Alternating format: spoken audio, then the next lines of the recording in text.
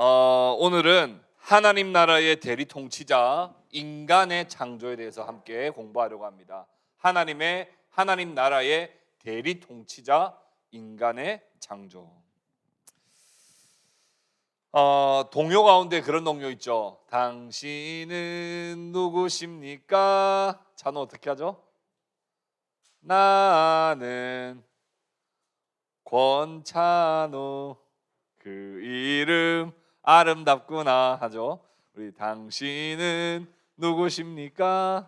나는 권준우, 그 이름 씩씩하구나. 이렇게 우리 당신은 누구십니까? 이런 우리 동요가 있습니다.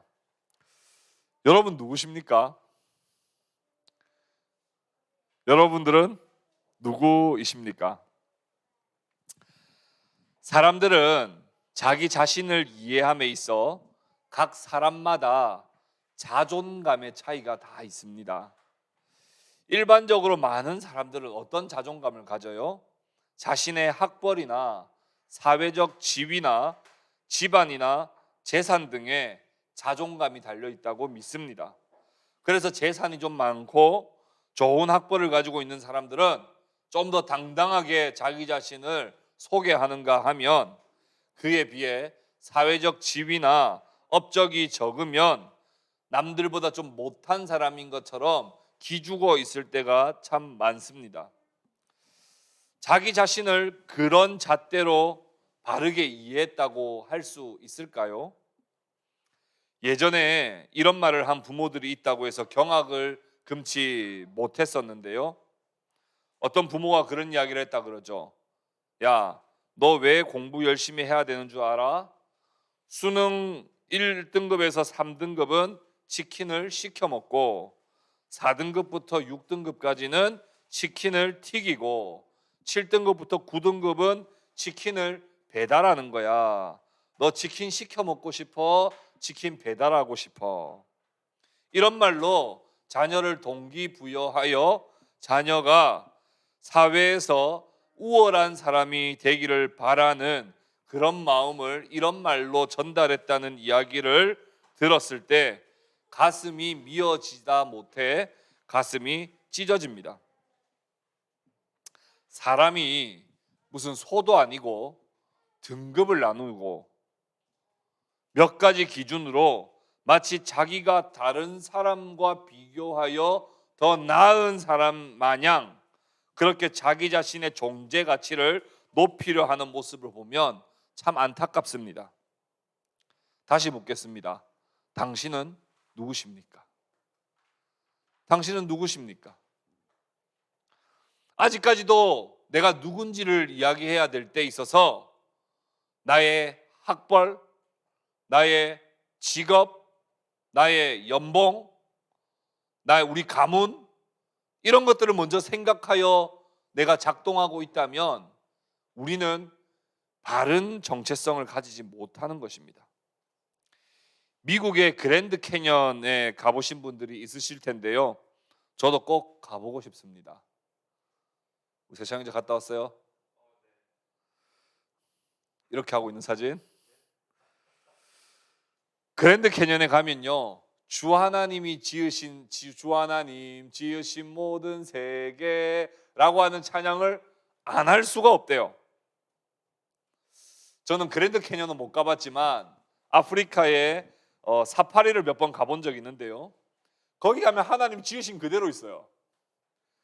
하나님 지으신 그대로 동물들도 볼 수 있고 사자가 진짜 사냥을 하는 그런 리얼한 모습도 볼 수 있습니다.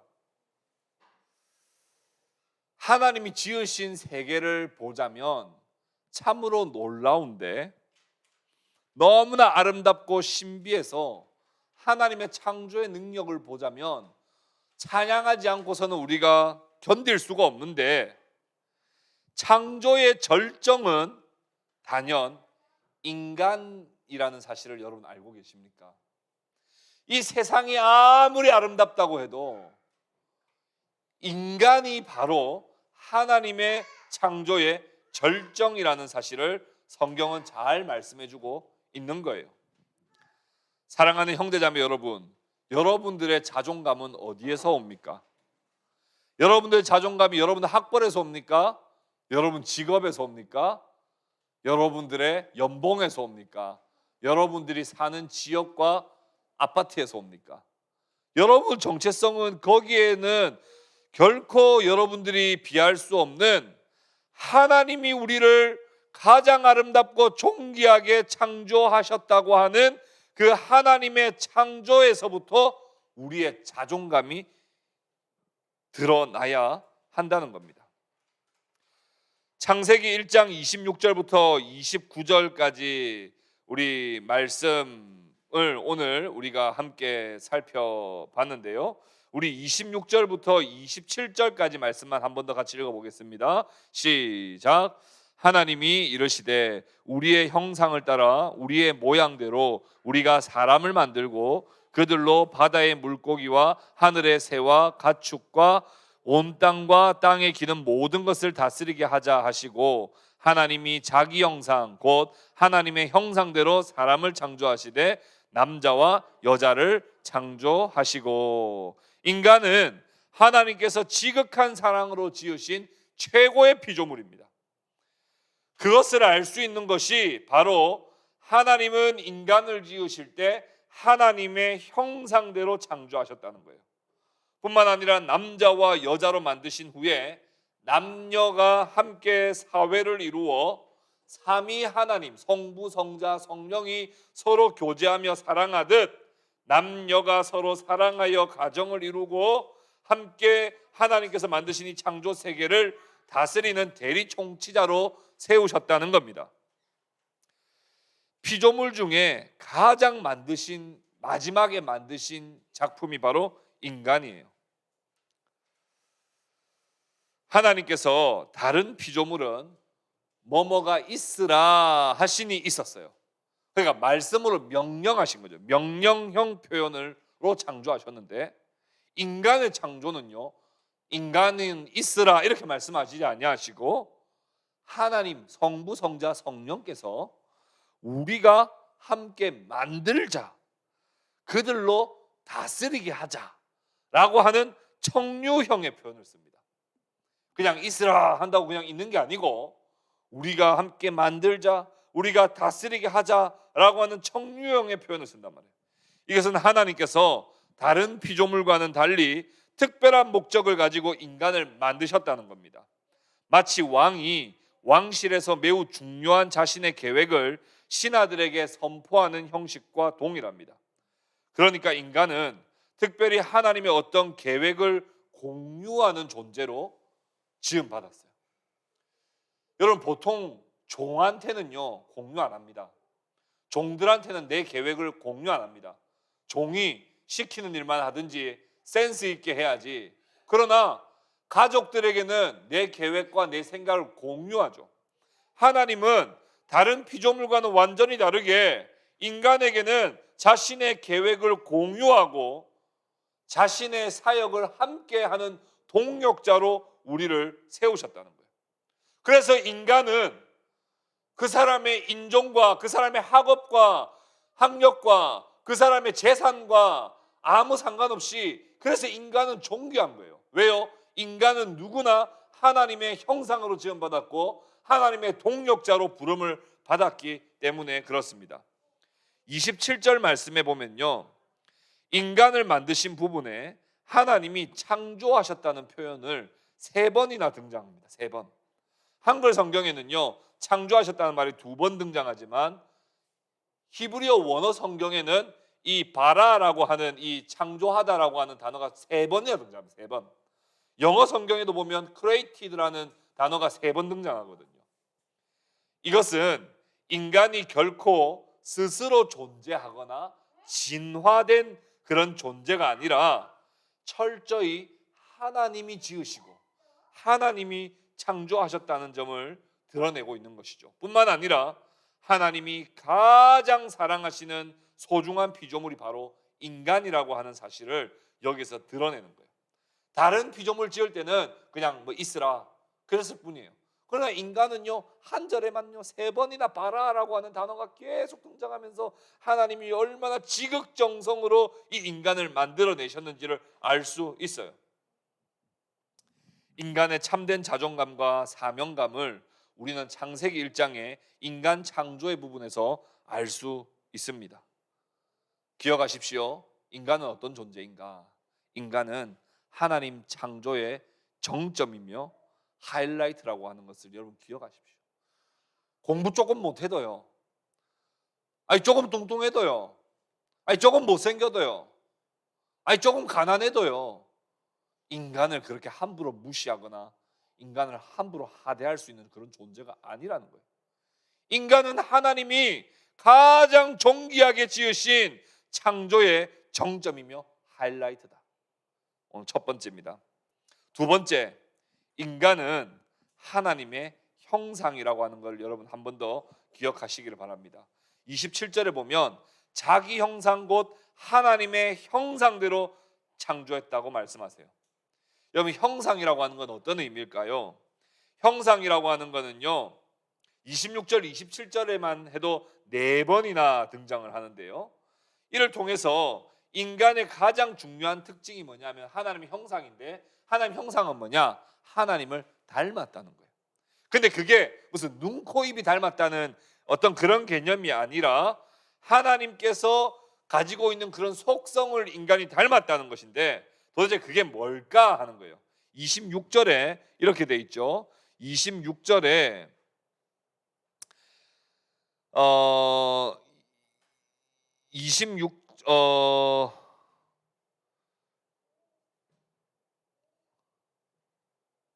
26절에 중간부터 보시면요, 그들로 바다의 물고기와 하늘의 새와 가축과 온 땅과 땅에 기는 모든 것을 뭐하게 하자요? 다스리게 하자. 다스리는 것은 하나님만이 할 수 있는 거예요. 하나님만이 다스리는 거예요. 그런데 인간이 하나님의 형상이라고 하는 것은 무슨 의미예요? 하나님의 다스림과 같이 인간도 다스리는 자가 된다는 거예요. 인간도 다스리는 자가 된다는 거예요. 그게 하나님을 가장 바르게 닮은 거예요. 적어도 하나님의 형상을 이해함에 있어서 가장 중요한 닮음은 다스림이라는 것을 성경은 알려줍니다. 하나님이 지으신 이 세상을 하나님은 인간을 통해 대리 통치자로서 하늘의 왕으로 계신 하나님의 왕권을 드러내는 거예요.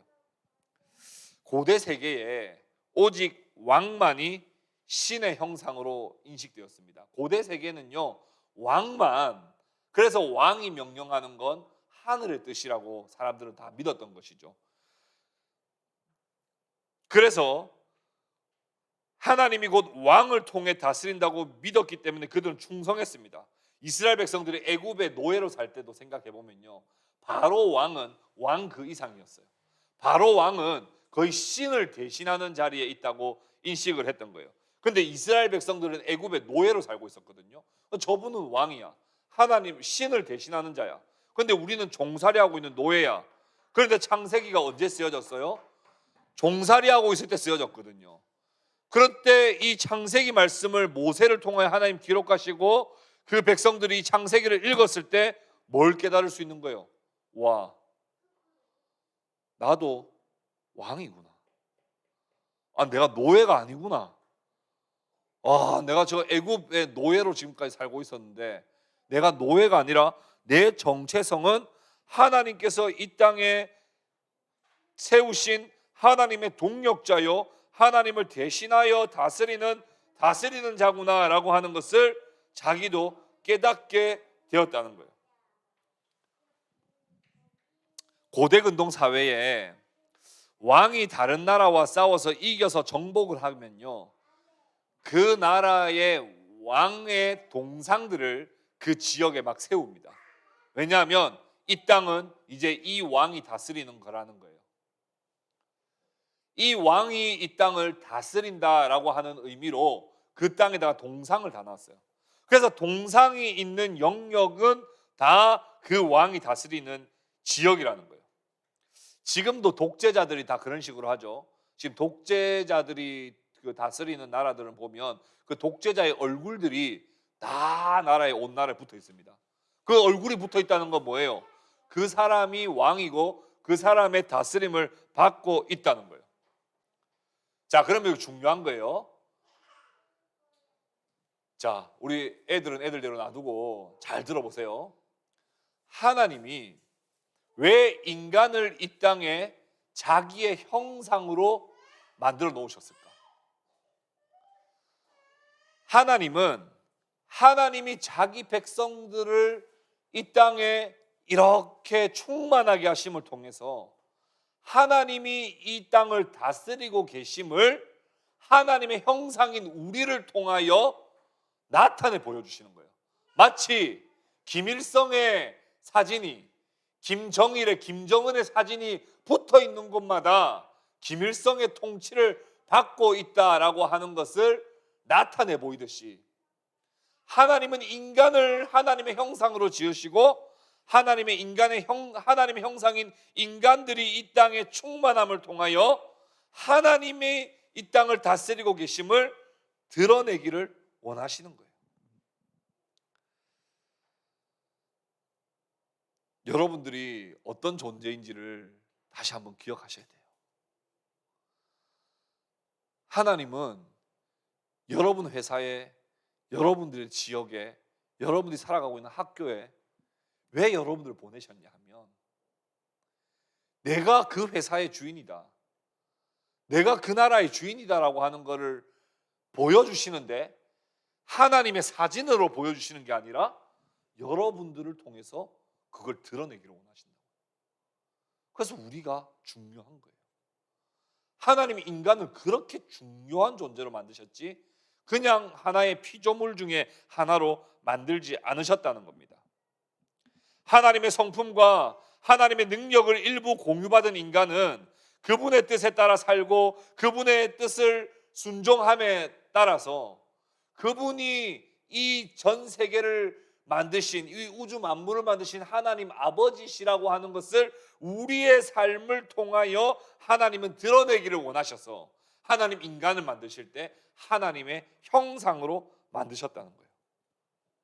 세상 곳곳에 하나님의 통치와 다스림이 뻗어나가도록 하나님의 마음이 전달되도록 하나님의 자비와 은혜가 모든 피조된 세계 가운데 흘러가도록 하나님은 여러분들을 동역자로 지금 부르고 계신다는 겁니다. 그래서 여러분들은 하나님의 형상이에요. 하나님의 형상이 다른 의미가 아니에요. 눈, 코, 입이 눈이 두 개고 콧구멍이 두 개고 귓구멍이 두 개라 이게 하나님의 형상이 아니라 하나님을 여러분들을 통해 드러내기를 하나님이 원하신다는 거예요. 그렇다면 성을 하나만 만들면 되지 왜 하나님이 남자와 여자로 만들었겠습니까? 남자와 여자로 만드셨기 때문에 남자와 여자가 존재할 때 하나님의 형상이 제대로 표현된다는 것을 우리는 알 수 있습니다. 성부, 성자, 성령이 함께 친밀감과 일치감으로 온전히 삼위일체 하나님을 그렇게 서로 함께 교제하는 것과 같이 하나님은 남자와 여자를 만드시고 또 그런 결혼관계를 통해서 하나님은 사랑과 친밀감과 하나됨을 드러내기를 원합니다. 그러니까 여러분들 가정을 통해 삼위 하나님이 나타나는 거예요. 삼위 하나님이 삼위일체 벽에 글을 써가지고 삼위일체 하나님이 어떤 분인지를 드러내는 게 아니라 아내와 남편이, 남편이 아내가, 부모가 자식을, 자녀가 부모를 어떻게 아름다운 믿음의 가정으로 하나됨을 이루어 나가는가, 또 우리 교회가 어떻게 하나됨을 이루어 나가는가를 통하여 성부, 성자, 성령이 어떻게 그렇게 삼위지만 한 몸으로 존재하실 수 있는가의 비밀을 우리 공동체, 우리 가정, 우리 부부 관계를 통하여 하나님 드러내기를 원하신다. 엄청난 막중한 사명을 우리가 가지고 있는 거예요. 지금 그냥 지금 저런 옆에 만들어 놓은 나무와 같이 우리를 만드신 게 아니에요. 옆에 그냥 지나가는 강아지처럼 우리를 만드신 게 아니라고요. 하나님은 우리를 통해 자기 자신을 나타내 보이고 싶은 거예요. 우리의 성품을 통하여 하나님의 성품이 드러나기를 원하고 우리의 사랑을 통하여 하나님의 사랑이 나타나기를 원하고 우리의 하나됨을 통하여 하나님의 나타냄을, 우리의 섬김을 통하여 하나님의 자비를 나타내기를 원하신다. 그래서 우리는 하나님의 대리 통치자로 하나님께 부름을 받았다는 겁니다. 막중한 사명을 가지고 계심을 기억하고 우리의 정체성을 그저 그냥 무슨 학업이나 뭐 학력이나 뭐 어디 아파트 사느냐, 뭐 어디 지역에 사느냐, 재산이 얼마냐, 너 아버지 뭐 하시는데, 그거 가지고 우리의 정체성을 드러내는 게 아니라 하나님이 나를 어떻게 생각하고 계시는가, 하나님 나를 어떻게 만드셨는가를 생각할 때 우리의 진정한 정체성이 드러난다는 것을 기억하시기를 바랍니다. 마지막으로 세 번째, 하나님은 인간에게 복을 주셨습니다. 28절 말씀에 이렇게 말씀합니다. 하나님이 그들에게 복을 주시며 하나님 그들에게 이르시되 생육하고 번성하여 땅에 충만하라. 하나님께서는 그런 막중한 사명을 인간에게 맡기시고는 그냥 살도록 내버려 두시지 않았어요. 하나님은 이 세상을 통치하는 일에 필요한 복을 주셨습니다. 이런 막중한 임무는 그냥 감당할 수 없다는 것을 하나님 너무나 잘 아세요. 그래서 하나님은 복을 부어주시는 거예요. 하나님이 인간들에게, 특별히 하나님의 백성들에게 복을 부어주시는 겁니다. 이 넓은 세상에 하나님의 통치가 이루어지도록 하기 위해서 하나님 먼저 어떤 복을 주셨습니까? 생육하고 번성하는 복을 주세요. 여러분, 생육하고 번성하는 거 그거 은혜 아니면, 하나님의 복 아니면 절대로 이루어질 수 없는 거예요. 생명이 그냥 생겨나는 게 아닙니다.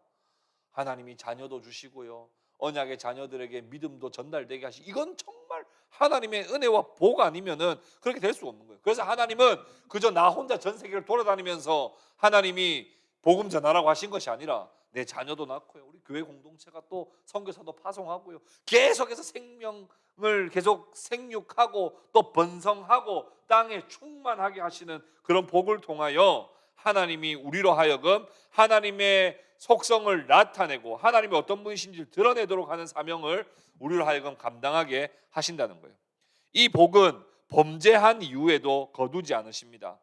하나님은 세계 곳곳에 하나님의 교회를 세우시고 복음의 역사가 끊어지지 않도록 하나님은 계속해서 생육하고 번성하는 복을 우리에게 주신단 말입니다.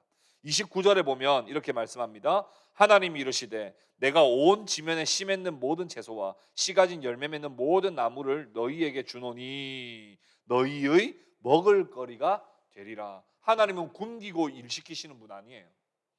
하나님은 굶기시는 분 아닙니다. 하나님 그런 막중한 사명을 감당하기 위하여 하나님은 먹을 거리를 주시는 분이에요. 하나님 굶기시는 분이 아닙니다.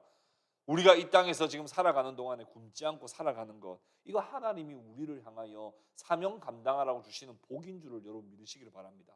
그저 내가 하나 잘 먹고 잘 산다고 내 등 뜨뜻하다고 거기에서 만족하는 그런 사람이 아니라, 하나님이 지금도 나에게 생육하고 번성하고 충만하는 복을 주시되 뿐만 아니라 씨 맺은 채소와 열매들을 통하여 우리를 먹이시고 입히시는 것은 하나님 우리에게 복을 주셔서 우리로 하여금 하나님의 형상으로서 하나님의 대리 통치자로서 이 땅에 하나님을 나타내는 자로서 살아가도록 우리를 하나님의 동력자로 불러주셔서 우리로 하여금 늘 채워주시는 하나님 덕분에 우리가 그렇게 살아가고 있다는 것을 우리는 기억해야 되는 거예요. 여러분들, 하나님이 지극히 사랑하시는 최고의 피조물입니다. 하나님의 동력자입니다.